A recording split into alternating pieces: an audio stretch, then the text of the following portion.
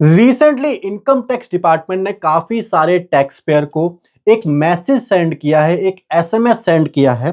उस एसएमएस का कंटेंट आप लोग यहां पे देख पा रहे हो। मैंने रिसेंट वीडियो में पूरा कवर किया है। मेनली यहां पे आपको बता देता हूं कि रिस्क मैनेजमेंट प्रोसेस ने यहां पे आपकी रिटर्न आइडेंटिफाई करी है, उसके अंदर कोई डिस्क्रिपेंसी पाई गई है और आप अपनी रिटर्न अभी 31 ऑफ दिसंबर तक रिवाइज कर सकते हो। सर ये नोटिस है क्या? सारी बातें ध्यान से सुनना, वीडियो में सब चीज कवर करवा रहा हूं। बाद में आप लोगों के क्वेश्चन रह जाते हैं, सर ऐसा हो गया वैसा हो गया, सारी चीजें। कई लोग बोलते हैं सर मेल नहीं आया। मैं आपको यहाँ पे मेल भी दिखाऊंगा, क्या मेल आई है और मेल के अंदर क्या कंटेंट कवर किया गया है।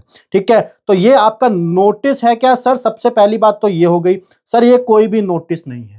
मैंडेटरी आपको रिवाइज रिटर्न कभी भी फाइल नहीं करनी होती है। रिवाइज रिटर्न का मतलब सिंपल सा ये होता है कि आपकी ओरिजिनल रिटर्न में कोई गलती है तो आप उसको सही कर सकते हो, उसी को रिवाइज रिटर्न बोला जाता है। सर ये है क्या फिर? ये अलर्ट किया गया है। क्या ये सभी टैक्स पेयर को किया गया है? बिल्कुल नहीं, ये कुछ टैक्स पेयर को किया गया है। अब ये कैसे ऑटो सिस्टम बेस्ड मैसेज आप लोगों तक पहुंचा है, तो मैं बताऊं, इनका एआई बेस्ड मॉड्यूल है या फिर जो भी इनका मॉड्यूल है, उन्होंने यहाँ पे कोई लिमिट सेट करी है, चाहे एग्जम्पशन में चाहे डिडक्शन में, कुछ स्पेसिफिक लिमिट, चाहे रिफंड में कि इतने अमाउंट का रिफंड है तो यहाँ पे इन लोगों के पास एसएमएस जाएगा, या फिर इन लोगों की ज्यादा स्क्रूटनी करी जाएगी, ज्यादा चेकिंग करी जाएगी।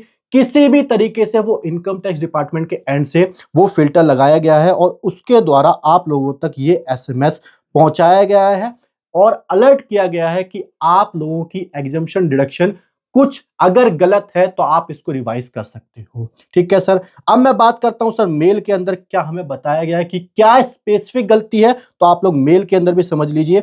ये मेल आई है, मैं दो क्लाइंट का आपको दिखा देता हूं।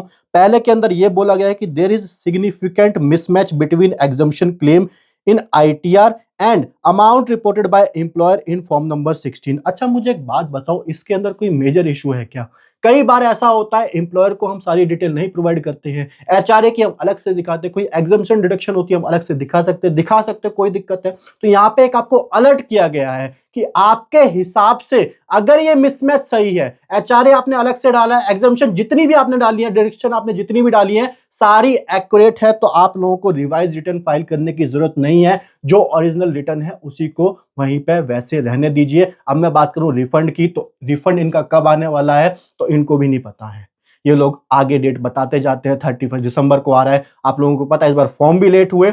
इस बार इन्होंने जो आईटीआर की ड्यू डेट है वो भी ज्यादा नहीं बढ़ाई, 15 सितंबर से 16 सितंबर करी। उसके बाद जो प्रोसेसिंग का टाइम है वो तो आप लोग देख ही रहे हो कितना ज्यादा टाइम लगता है, और जो नॉर्मल टैक्स पेयर है, ऑनेस्ट टैक्स पेयर है, उसको भी काफी ज्यादा परेशानी का सामना इस बार करना पड़ा है। अब मैं बात करूं दूसरे मेल की, तो यहाँ पे भी आप लोग देख सकते हो। इसके अंदर इन्होंने बोला है कि आपका पहला तो सिग्निफिकेंट मिसमैच पाया गया है किसके अंदर, आईटीआर के अंदर, और जो भी फॉर्म नंबर 16 के अंदर एम्प्लॉयर ने रिपोर्ट किया है। दूसरा यहाँ पे बोला गया you have claim significant refund out of TDS deducted on receipt of salary income, and at last यहाँ पे बोला गया कि claim of total exemption claimed under section number 10 appear to be high as compared to gross salary or gross total income, and or claim of total deduction appear to be high as compared। मैंने क्या बोला, इनका कोई system है, उन्होंने यहाँ पे limit set करी होगी, उसके हिसाब से यहाँ पे हाई आइडेंटिफाई हुआ, आपके पास auto generated SMS and auto generated mail यहाँ पे पहुंच गया है।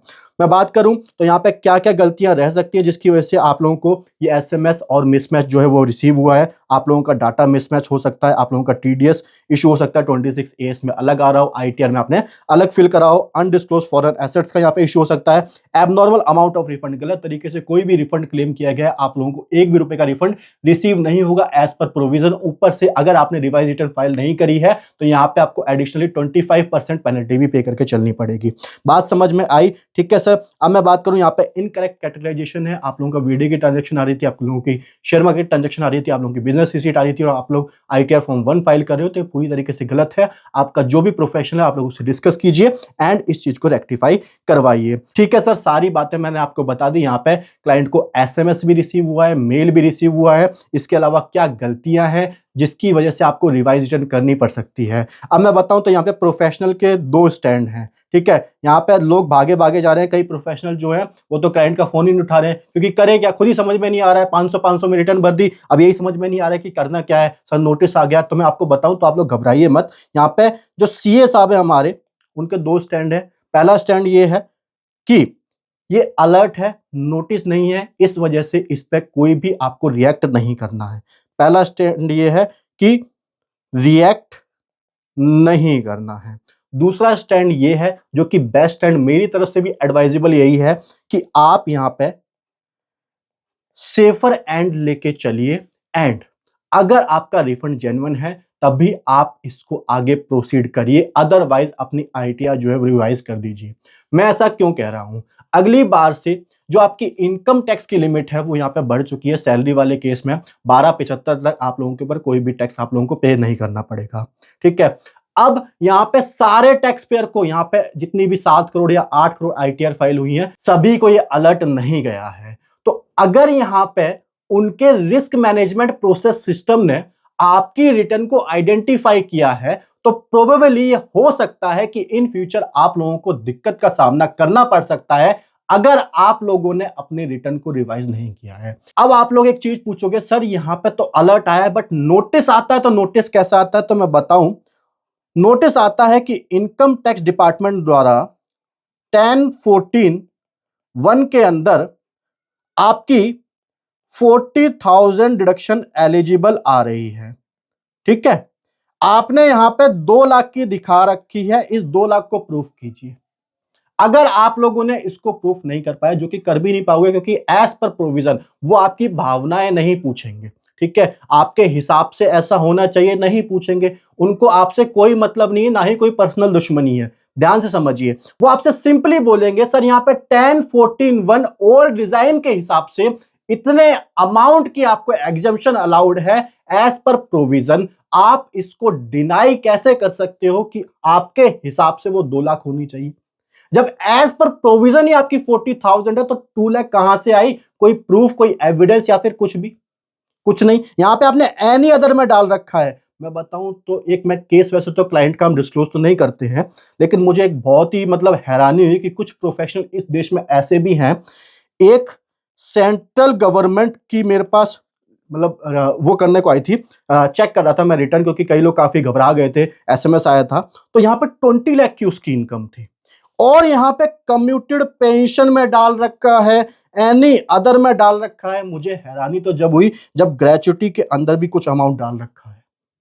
मतलब कहां कहां न्यू रिजाइम के अंदर आप एग्जम्पशन डिडक्शन दिखा रहे हो। सीसीडी 2 में अगर मिलती है तो इसका मतलब ये थोड़ी आप वहां पे 4 लाख दिखा दोगे मेरे भाई।